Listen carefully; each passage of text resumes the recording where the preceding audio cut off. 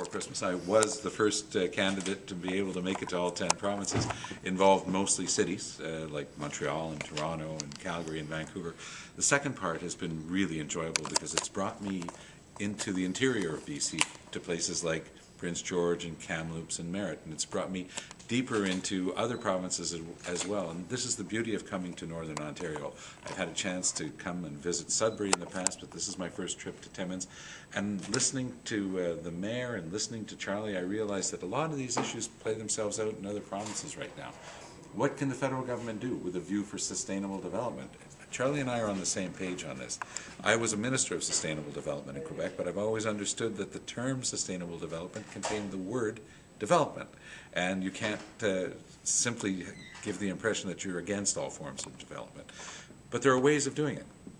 I was, for example, the only Quebec politician not to oppose the loan guarantees for the development of hydroelectricity on the Lower Churchill in Labrador. Why?